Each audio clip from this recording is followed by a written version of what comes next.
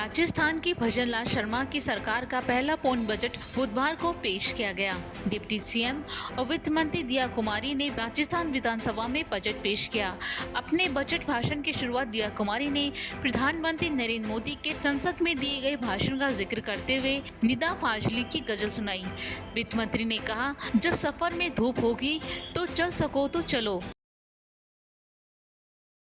आज माननीय सदस्यों को देश के प्रसिद्ध रचनाकार निदा फाजली जी की वो पंक्तियां याद दिलाना चाहूंगी जो माननीय प्रधानमंत्री मोदी जी ने लोकसभा में उद्धृत की थी।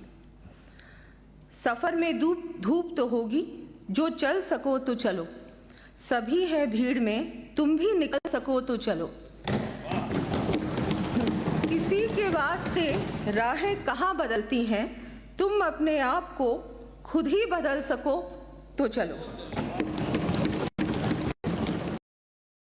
वहीं इस तंज को भी विपक्ष नेता ने आत्मीयता के साथ सुनते नजर आए। इसके बाद दिया कुमारी ने जैसे ही अपना बजट भाषण शुरू किया, वैसे ही विपक्ष ने हंगामा करना शुरू कर दिया, जिस पर स्पीकर देवनानी ने उन्हें शांत करवाया। राज्य सरकार की ओर से पेश किए बजट में सभी वर्गों का ध्यान रखा गया है। इसमें युवा वर्ग पर खास फोकस किया गया है। इसके तहत सरकारी नौकरियों का बड़ा तोहफा दिया गया है। आगामी 5 साल में 4 लाख नई नौकरियां देने का ऐलान किया गया है।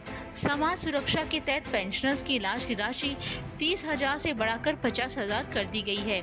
इसके साथ ही पब्लिक ट्रांसपोर्ट पर जोर देते हुए 500 नई रोडवेज बसें खरीदने का भी ऐलान किया गया है। इसके अलावा जन जन की आस्था केंद्र खाटू श्याम जी में विकास के लिए 100 करोड़ रुपए खर्च किए जाने का ऐलान किया गया है। राज्य सरकार ने अपने बजट में सीएनजी और पीएनजी को सस्ता किया है। सीएनजी पीएनजी पर वैट को 14.5% से घटाकर 10% करने का ऐलान किया गया है।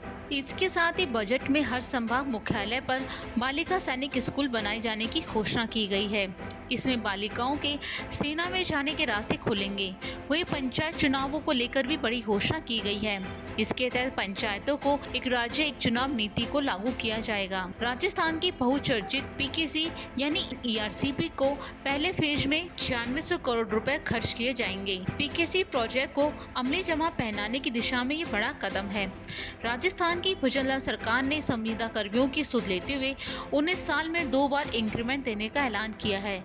वहीं राज्य कर्मचारियों को सस्ता लोन भी उपलब्ध कराया जाएगा।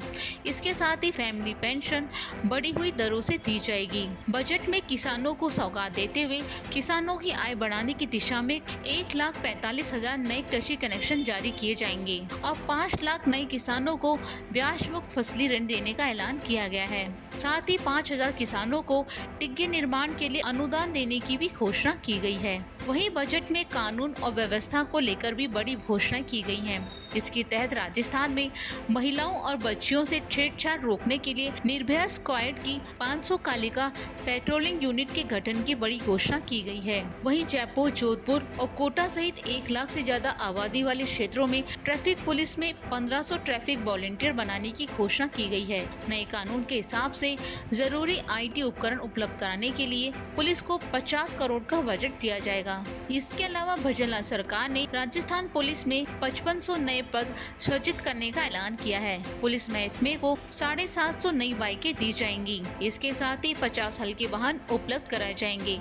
बजट भाषण में राज्य सरकार ने एक विधानसभा क्षेत्र में एक आयुष्मान CSC का ऐलान किया है। इन CSC में मोर्ची का निर्माण भी प्रस्तावित है। माँ हेल्थ इंफ्रास्ट्रक्चर मिशन में 3 साल में 15,000 करोड़ के काम होंगे। इसके साथ ही माँ वाउचर योजना लागू करने की भी घोषणा की गई है। बजट को पेश करते हुए स्वास्थ्य के क्षेत्र में भी कई बड़ी घोषणा की गई है। इसके लिए 27,660 करोड़ रुपए का प्रावधान किया गया है। इसके तहत मुख्यमंत्री आयुष्मान आरोग्य योजना का विस्तार किया गया है। प्रदेश में कैंसर रोगियों को स्वास्थ्य सुविधाएं दी जाएंगी। इसमें IDP के साथ डे केयर सुविधा पैकेज जोड़े गए हैं। वहीं शिशुओं के इलाज के लिए नए पैकेज जोड़े गए हैं। इसके अलावा बजट में दिल्ली मुंबई एक्सप्रेसवे और अन्य हाईवे पर 6 ट्रॉमा सेंटर बनाने की घोषणा की गई है। इसके तहत दिल्ली मुंबई एक्सप्रेसवे पर पानीकुई और दौसा में ट्रॉमा सेंटर विकसित किए जाएंगे। इसके अलावा कोटा का हवाई सेवा का सपना जल्द साकार होगा। इसके तहत कोटा के नए ग्रीनफील्ड एयरपोर्ट का कार्य जल्द ही शुरू होगा। इसके साथ ही बजट में संभाग स्तर पर स्पोर्ट्स कॉलेज खोले जाएंगे। वहीं 1000 नए आंगनबाड़ी शुरू किए जाएंगे। पाक विस्थापितों को मकान के लिए 1 लाख रुपए दिए जाएंगे। इसके साथ ही 15 लाख महिलाओं को लखपति दीदी बनाया जाएगा। वहीं राजस्थान सरकार ने मेधावी स्कूली छात्रों को इंटरनेट के साथ मुफ्त टैबलेट देने की घोषणा की है। इसके साथ ही पत्रकारों के लिए राजस्थान जर्नलिस्ट हेल्थ स्कीम की घोषणा की गई है। वहीं स्वतंत्र पत्रकारों के अधिशीकरण की आयु सीमा में छूट देते हुए न्यूनतम पात्रता आयु 45 वर्ष और पत्रकारिता का अनुभव 15 वर्ष प्रस्तावित किया गया है। इसके साथ ही बिशन सिंह पत्रकारिता पुरस्कार देने का भी ऐलान किया है। इसके अलावा बजट में राजस्थान पर्यटन विकास बोर्ड का गठन करते हुए राजस्थान टूरिज्म इंफ्रास्ट्रक्चर फंड बनाकर 5000 करोड़ से ज्यादा काम करवाने की घोषणा की गई है। राजस्थान में पर्यटन के विकास को बढ़ावा देने के लिए नई पॉलिसी लाई जाएगी। इसके साथ ही बजट में 25 लाख ग्रामीण घरों में नल का पानी पहुंचाने के लिए 15,000 करोड़ रुपए का प्रस्ताव रखा गया है। राज्य सरकार की ओर से पेश किए बजट को लेकर प्रदेशवासियों ने सरकार का आभार जताया है और बजट में दी गई सभी सौगातों का स्वागत किया है। सरकार द्वारा जो आज पेश किया गया है बजट, वो अपने आप में ऐतिहासिक बजट है। अस्पतालों के लिए जो 4000 नर्सेज की भर्ती करी है, उससे अस्पतालों को सुदृढ़ नर्सिंग सेवाएं प्राप्त होगी, जिससे मरीजों को राहत मिलेगी। सीएससी पीएससी अपग्रेडेशन अपने आप में एक बहुत ही महत्वपूर्ण फैसला है, जिससे ग्रामीण क्षेत्रों में मरीजों को पूरी तरह सेवा मिल पाएगी। वहीं बजट सरकार के पहले पूर्ण बजट पर पूर्व मुख्यमंत्री अशोक गहलोत ने तंज कसते हुए कहा, हमारी सरकार ने मिशन 2030 के तहत राजस्थान को नंबर 1 बनाने का लक्ष्य रखा था। मुझे आशा थी हमारी सरकार के जाने के बाद भाजपा सरकार कम से कम राजस्थान को बेहतरी के लिए इस मिशन को ध्यान में रखकर आगे काम करेगी और विकास की बेहतर योजनाएं लाएगी।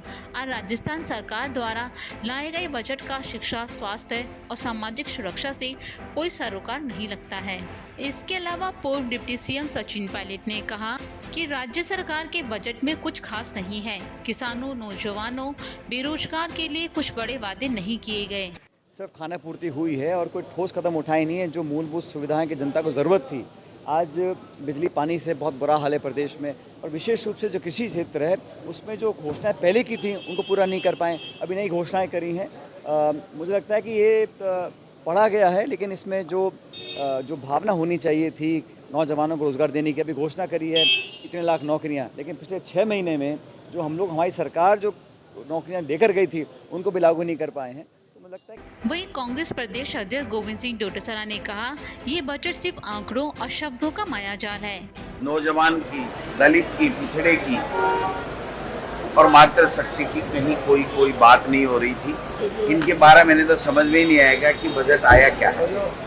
धरातल पे उतरने का कोई मतलब नहीं है इसका, केवल आंकड़ों का और शब्दों का मायाजाल है। क्योंकि केंद्र का बजट आया नहीं, इसलिए इनके पास में कुछ बोलने के लिए, देने के लिए बजट में कुछ था नहीं।